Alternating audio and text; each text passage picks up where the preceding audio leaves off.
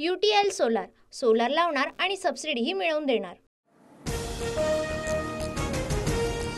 मुंबईत पुन्हा एकदा मराठी माणसाला बेदम मारहाण, मंत्र्यांपर्यंत ओळख असल्याची धमकी देत भाषिक शेरेबाजी करत रॉडनं हल्ला। कल्याणमधल्या एका हाय प्रोफाईल सोसायटीतली घटना।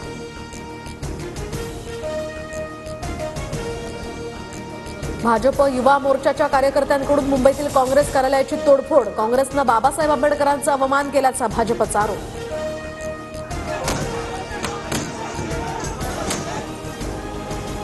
तोडफोडीच्या घटनेनंतर पोलिसांकडून लाठीचार्ज, तर संतप्त भाजप युवा मोर्चाच्या कार्यकर्त्यांना पांगवलं। 12 भाजप कार्यकर्ते पोलिसांच्या ताब्यात।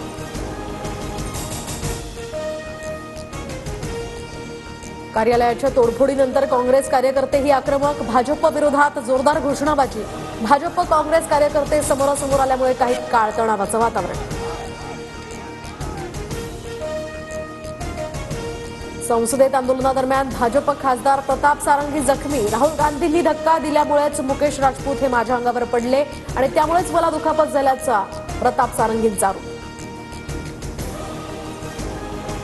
संसदेत जाताना भाजप खासदारांकडून अडवण्याचा प्रयत्न झाल्यानं धक्काबुक्की, भाजप खासदारांकडूनच मला धमकी, भाजपच्या आरोपांवर राहुल गांधींचा पलटवार। दिल्लीसह मुंबई आणि नागपुरात महाविकास आघाडीचं आंदोलन, बीड परभणीतील घटना आणि अमित शहांच्या आंबेडकरांसंदर्भातील वक्तव्याचा निषेध।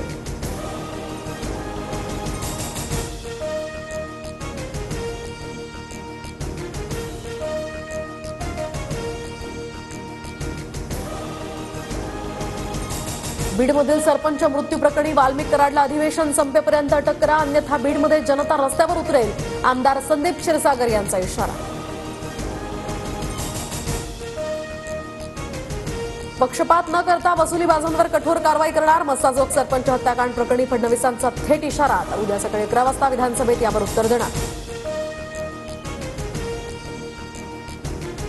बीडमधील कटुता कमी करण्याचा माझा प्रयत्न असेल, शरद पवारांचं विधान, तर 21 तारखेला शरद पवार मस्साजोगमध्ये संतोष देशमुखांच्या कुटुंबाची भेट घेणार।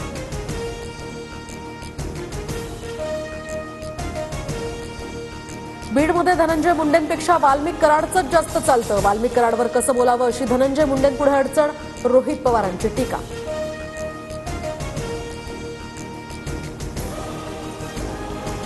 मारहाणीमुळे अतिरक्तस्राव, शॉकमध्ये गेल्यानं संतोष देशमुख यांचा मृत्यू, देशमुखांच्या छाती, हातपाय, चेहरा आणि डोक्याला जबर मारहाण, पोस्टमॉर्टम रिपोर्टमध्ये समोर।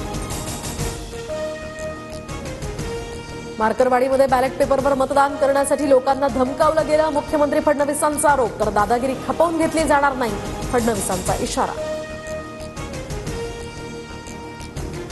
पक्षांतर्गत नाराजीमुळेच भुजबळ मंत्रिपदापासून दूर कारणं समोर, निवडणुकीमध्ये राष्ट्रवादीच्या उमेदवारांविरोधात काम, भुजबळांना मंत्रिपद दिल्यास राजीनामा देण्याचा नाशिकमधील आमदारांचा इशारा, सूत्रांची माहिती।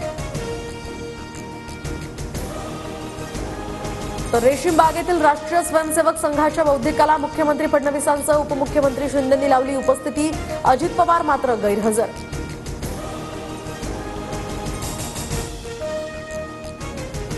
मित्रपक्ष म्हणून आम्हाला संघाच्या बौद्धिकचं निमंत्रण, मात्र आमची विचारधारा ही वेगळी असल्यानं गेलो नाही, अमोल मिटकरींकडून स्पष्ट।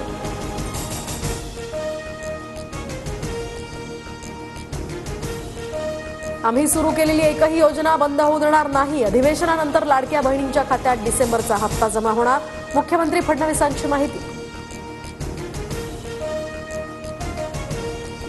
मुंबईतल्या बोट दुर्घटनेतील मृतांचा आकडा हा 14वर, अपघातानंतर बेपत्ता असलेल्या 43 वर्षीय व्यक्तीचा मृतदेह भाऊच्या धक्क्याजवळ सापडला, एक जण अद्यापही बेपत्ता। कृष्णा काठ योजनेअंतर्गत अलमट्टी धरणाची उंची ही 5 फुटांनी वाढवण्यास गती, सांगली कोल्हापूरला मात्र महापुराचा धोका, तर अलमट्टीची उंची वाढवण्यास राजू शेट्टींचाही विरोध। बीकेसी ते कुलाबा मेट्रो लवकरच मुंबईकरांच्या सेवेत, मुंबई मेट्रो 3चा दुसरा टप्पा हा मे 2025 पर्यंत खुला होणार, मुख्यमंत्री फडणवीसांची माहिती।